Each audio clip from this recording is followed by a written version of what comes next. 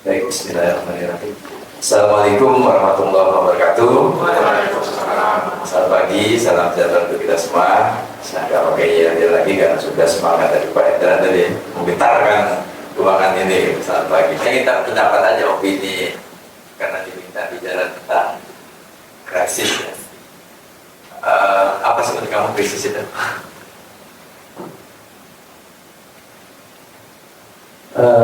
Baik, menurut saya krisis itu adalah suatu kondisi di mana kita sedang berada di kondisi yang tidak menguntungkan, Pak.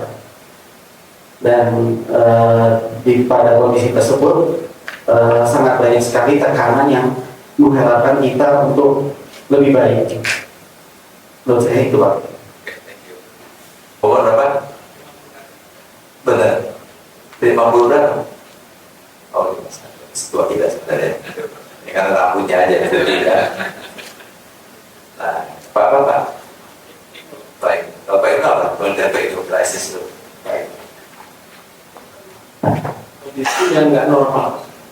Kondisi yang normal itu tadi memang hal-hal yang kita kerjain, jadi kalau bahasa korporat kan tidak baik-baik saja gitu. Tapi kalau di kami nggak normal, berarti untuk melakukan aktivitas yang bisa biasa kita benar-benar bukan ragu ya, tapi di bawah sana tapi harus jalan gitu. Tidak normal itu. Krisis tidak normal, arti tidak menguntungkan kesana ya. Tidak. Oke, balik lagi. Menurut kamu, Singaparna krisis ya dengan kriteria kamu ini? Ya, menurut saya kita sedang mengalami kondisi yang krisis. Yang paling mudah itu kondisi di mana kita secara laporan laboratorium kita tidak utuh, kemudian makin lama makin banyak kompetitor dengan berbagai inovasi yang mereka jual gitu, Pak. Menurut saya itu kondisi. Baik. Belum saya nanti ngobrol.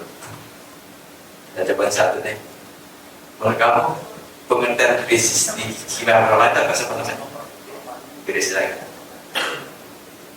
Krisis di Kimia Farma, ya Pak, izin Pak. Kalau menurut saya, Kimia Farma dalam keadaan krisis itu ketika saat krisis sekarang. Kenapa? Karena tadi pertama dari keuntungan analogi, kemudian yang paling jelas kalau dilihat dari mata saya, Pak, ketika perusahaan sudah mulai melakukan efisiensi, terutama mengangkat karyawannya, itu sudah berada di ujung tanduk seperti itu, Pak. Sehingga langkah terakhir harus dilakukan untuk memotong karyawan ini.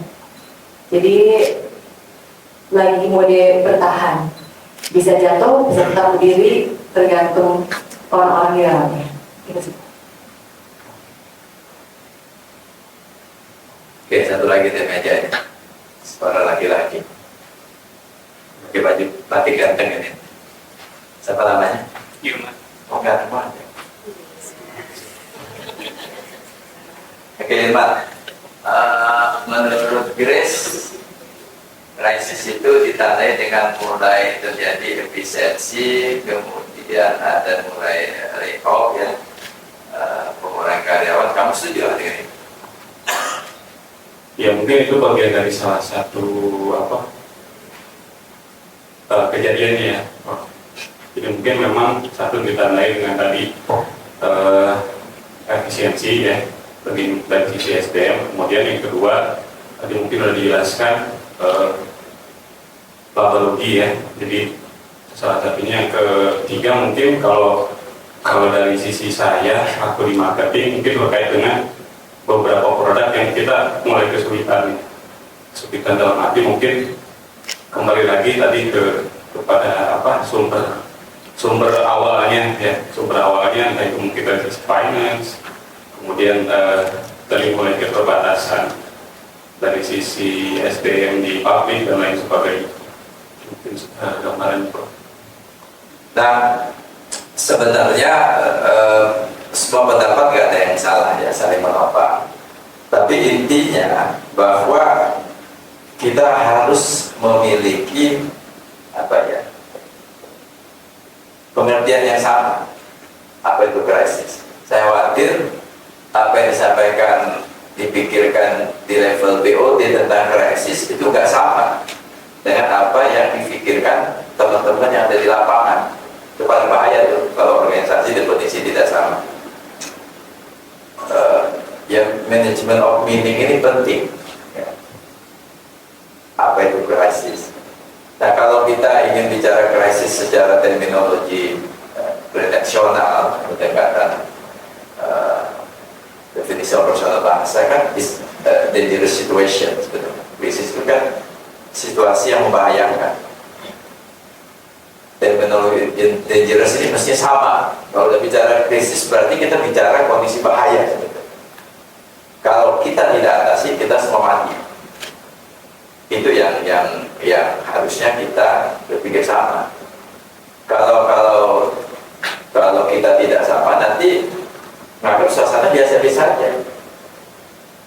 Jadi sebenarnya ada masalah sebetulnya. Gaji tiap bulan masih dikirim gitu ya. Jangan sampai pengertian krisis itu gaji yang dikirim gitu ya.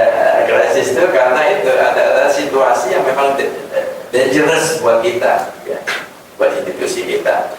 Nah, saya ingin memberikan contoh saja ya, sebagai prolog. Saya tertarik dengan paparannya dari Idris Dara. Ini orang yang lahir di daerah Kuching ya, Malaysia Timur ya, Malaysia Timur. Dia suku Dayak asli kalau lihat foto ini. Beliau ini sebetulnya bisnisnya di perminyakan, CEO Shell. Tiba-tiba Malaysia Airlines itu setelah kejadian pesawatnya hilang, itu kan langsung drop, kepercayaan publik kan turun. Karena yang pesawat saya nggak pernah tahu di mana hilangnya pesawat itu kan. MH berapa 7 berapa? 730 370 sampai hari ini kan nggak pernah tahu dunia penerbangan. Bingung nih pesawat kok tiba-tiba hilang gitu ya. Katakan jatuh atau di mana jatuh. Sampai hari ini suatu menjadi fenomena ajaib lah dalam penerbangan. Nah, tahun 2005 Malaysia Airlines itu minus kalau Malaysia ringgit Malaysia itu kan 4 ribuan sekarang ya, 4 ribuan. Berarti dia hampir 4,2 triliun minus apabila dipanggil masuk. Masuk minus 4,2 triliun, lebih besar dari minusnya kita di Kimia Farma. Kita minus kan 1,2 ya di setiap kemarin. Ini dia 2,4 triliun. Kemudian dia praktikal sekali nih yang disampaikan Grace tadi. Dia lihat nih penerbangannya di ulang rute 232.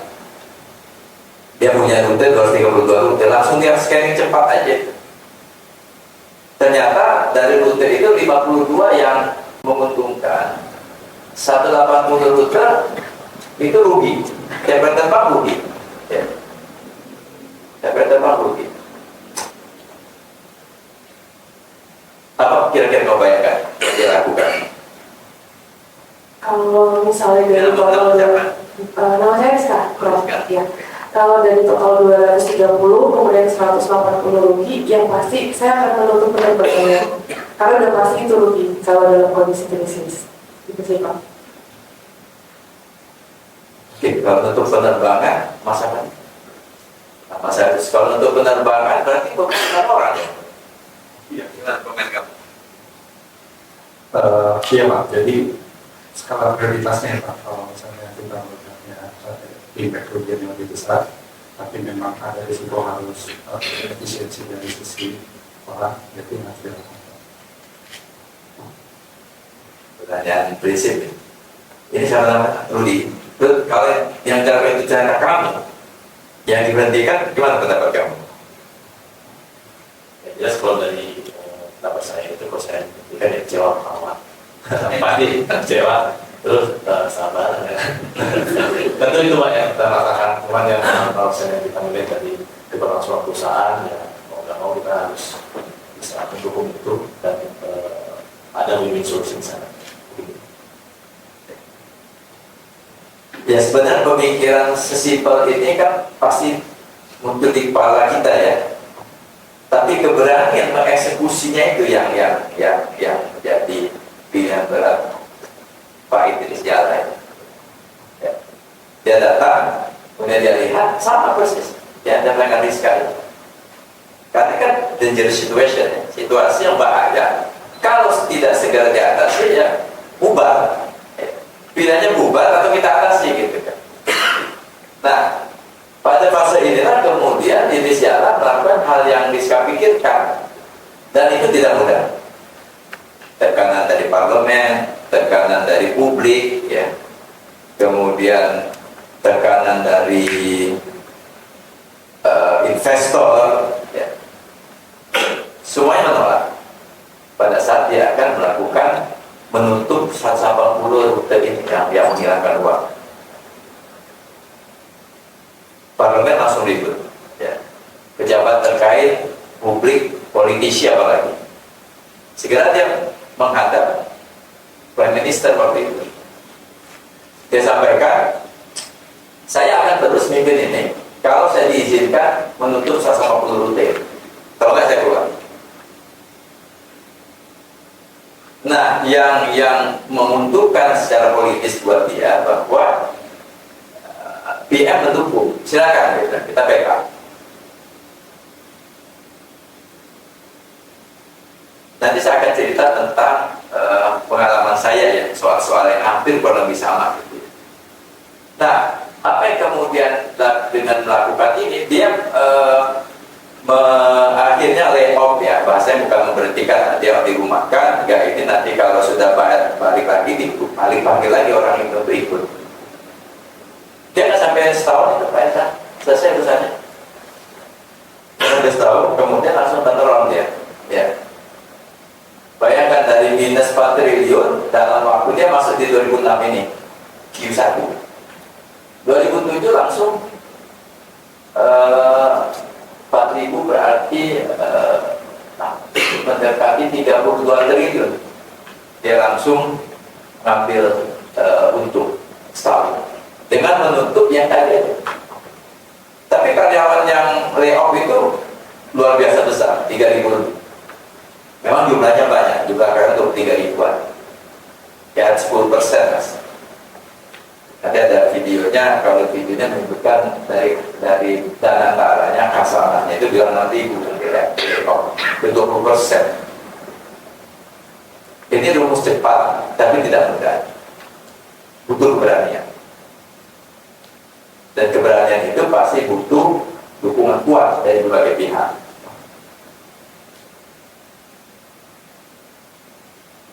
Artinya, begitu kita paham definisi krisis, semua orang paham, semua orang mengerti, tindakan yang kita ambil mendapat dukungan. Nah, tugas pimpinan itu salah satunya memperkuat dukungan-dukungan sebetulnya. Ini salah satu cerita materinya transformational leadership yang lebih ke arah situasional leadership nanti kita bicara. Ini kan sebenarnya yang dibutuhkan oleh Kimia Farma ini situasional leadership. Situasi situasional seperti ini harus dilakukan. Yang Pak Enda sudah mengkonstruksikan lingkungan ini dan langsung biru, nah itu baru benar itu. Dan butuh orang yang berani gitu. Bu, nggak lama ini. Saya jadi secara keluar deh, beres keluar dia setahun, tinggalin aja. Dia ingin rapiin aja, kira-kira gitu. Nah, saya lesson BPJS itu soal krisis. Saya mengalami krisis pertama itu, saya 2012 itu jadi dirut BB Askes. Desember. Saya ingat tanggalnya, saya dilantik 28 Desember. Tujuannya diminta untuk mempersiapkan dibentuk BPJS Kesehatan di bulan Januari 2014. Akhirnya 31 Desember dalam waktu 12 bulan harus terbentuk lembaga ini. kemudian diangkat di Rasis hanya untuk mempersiapkan lahirnya BPJS. Saya senang banget tuh, karena ini mimpi saya bahwa kita punya sistem jaminan sosial dulu. Dan lebih senang lagi begitu lihat ada undang-undang BPJS. Undang-undang itu terbit 2011, setahun nggak ada yang ngerjain. 12 dipindahkan, saya lihat BPJS lembaga di bawah langsung presiden. Bangga banget, nggak sampai ada. Bangga banget ya, ya presiden. Kemudian kewenangan banyak banget secara legal, tekstual. Tugas fungsi kewenangannya pokoknya seperti ngatur semuanya. Apa yang terjadi? Dari bulan Januari sampai bulan September gak ada peduli. Kan peduli. Even presiden. Jadi krisis pertama itu ketidakpedulian banyak pihak termasuk pemerintahan. Jadi kira diangkat jadi pimpinan, kemudian ada kewenangan legal, kemudian merasa segala sesuatu bisa berjalan. Tidak benar. Sampai bulan September itu dan Januari September kita hanya persiapan teknis, persiapan prinsip yang lebih apa ya, prinsip seperti regulasi hampir nggak ada keluar. Saya ingat ada 16 peraturan yang harus diterbitkan, sekian peraturan pemerintah, sekian peraturan presiden. Orang selalu bicara kalau peraturan pemerintah bisa 3 tahun, 4 tahun keluar, peraturan presiden bisa 2 tahun nggak keluar. Seperti kita Kimia Farma ini kan, ya pasti ingat menjelang Pilpres itu, saya masuk Kimia Farma ini bergabung akhir 2022. Kemudian masuk 2024 kan Pilpres. Kita sudah melihat situasi Kimia Farma yang suffering itu. Maka kita berkali-kali nah, jadi ini yang pertama, bagaimana kita catat memperluas lah, kalau istilah startup itu memperluas area permainan lah ya. Ada area permainan ini sempit, kita nggak mungkin selesai, kita perluas aja orang lain lah, bantu kita ya, ownership lah. Akhirnya presiden tiap hari ngajak rapat, sudah selesai dia Sukabumi. Oh, urusan apa? Dia hadir, selesai dari rapat. Saya itu malahan 1 Januari beliau mendeklar keberadaan BPJS 1 Januari pagi di Istana Bogor. Nah, jadi artinya menggerakkan ownership yang 9 bulan gak jelas itu akhirnya terbentuk. Nah, kepemimpinan itu memang kadang-kala ada momentum, ada momentum. Kalau saya melihat momentum itu kan dari Maha Kuasa sebetulnya.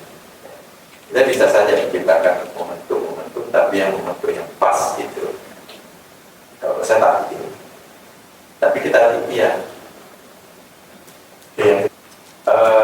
saya ingin sharing ya, bahwa dari pengalaman memimpin ini, kadang-kadang orang yang kita percaya pun ternyata tidak bisa kita percaya kan?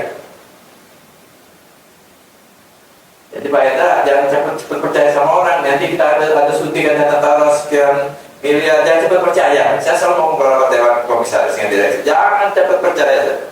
Jangan cepat yakin bahwa orang bantu kita. Gak ada orang mau bantu kita kecuali diri kita sendiri. Pengalaman saya, gak ada. Kita sendiri berupaya, baru kita bisa selesai. Maka konsep ini jalan, saya berkali-kali sampaikan, saya masuk. Pak David, saya bilang gak akan beres, saya bilang nunggu lah suntikan dana itu kapan, gak tahu kita. Apa benar ada duitnya atau enggak, kita upayakan dari diri kita sendiri kan? Itu Pak. Kalau mau keluar krisis, kita tuh kerjakan internal yang bisa kita lakukan gitu, untuk men-turn around. Kan krisis itu kan sebenarnya situasi bahaya, danger situation, yang kemudian kalau tidak diatasi kita mati, atau kita akan turn around karena kita melakukan sesuatu yang radikal. Ya mohon maaf ya, mungkin nanti ada yang terkena dengan misalnya ada kebijakan seperti di Indonesia, sampaikan tadi yang teman tadi si bagus di ruangan ini ada yang terkena, itu bagian dari kita untuk menyelamatkan dulu kapal ini. Kira-kira seperti itu. Jadi mungkin kita diskusi aja ya, kalau terlalu terlalu banyak ngomong nanti ngecap. Saya ini aja bahwa kata akhirnya kita tetap solid, ya harus solid menurut saya, itu penting. Nah, persoalan kita ini bagaimana kita mau solid internal, karena banyak kecurigaan internal. Wah, kami karyawan setengah mati kerja, bos-bos kerjanya nggak beres, fraud, korupsi, segala macam, ngapain kami? Nah, itu merusak itu. Kita harus bangun soliditas itu. Oke, yang lalu potong, saya nggak tahu siapa yang lalu gitu kan, selesaikan, sekarang kita ke depan sama-sama. Kalau enggak, ada yang apa nama tergendolin gitu. Kualitas kata kunci. Nah, saya nggak perlu sampaikan, tapi itu gambaran aja. Memang kita akan mulai bagus nih ya tahun ini, laba usaha kita sudah mulai positif nih. Kalau holding ya, TBK mungkin akan kita, tak apa-apa, ini kan sudah level asmen dan manajer kan. Saya nggak mau bicara tentang yang memberikan harapan-harapan palsu ya. Itu kondisi kita. Masalah kita memang ya kebijakan masa lalu, tambah uang banyak benar gitu ya. Ini kan di sini nih. Kita mulai nambah utang di sini kan. 8 triliun mati. Awal kita kan di sini krisis ini kan. Ini. Tiba-tiba tambah utang di sini kan. Dari 4 triliun jadi 8 triliun. Langsung laba kita turun jadi 15 dari 500. Karena apa? Karena bayar bunga. Kan di sini masalah kita. Udah. Apakah kita bisa menyelesaikan ini? Nggak akan bisa nih. Ya. Karena apa? Karena bunga kita jadi segini nih, 500 gitu. Kita kerja untuk perbankan ya. Bagi 12, ya kira-kira 50 miliar, 40 miliar sebulan kita dapat uang. Ngasih teman-teman kita yang tidur-tidur di kantor dia di Bank A, Bank B, Bank C, Bank D. Nah, oh iya, makasih Pak Hendra. Makasih banyak ya, sukses ya. Saya nggak tahu materi bener nggak kira-kira Pak Hendra ya? Cocok. Pasti cocok ya, jawab. Kok nggak cocok kan kayak enak ya. Makasih Pak Hendra. Nah ini ya situasi kita reissue, laba kita negatif 2,2 triliun. Besar, tapi lebih besar negatifnya ini di jalan. Sebesarnya diselesaikan, masa sebesar nggak bisa ya. Ini mulai rapi 1,2, tapi ini hanya akan bisa kita cepat selesaikan dulu dengan langkah-langkah internal. Langkah-langkah internal tadi pilihannya nggak ada yang lain. Scanning aja, siapa yang apotek ke sini? Kayak apa kok? Scanning aja jujur. Dan 1000-an, 1050 apotek di negara. Hah? 1.500. Ya baca. Buat PTKN di jalan. Yang mana yang benar-benar untung gitu? Yang cuma 30%. Sisanya NPAP aja gitu ya. Penghasilan, pendapatan dan pengeluaran sama persis, paling untung 2 juta, 3 juta setahun. Kelasnya memang kelas apa itu? ABC ya saya? 1, 2, 3. Kelasnya ini oke dapat 2 miliar salesnya, tapi pengeluarannya sebesar itu juga gitu kan. Scanning cepat aja.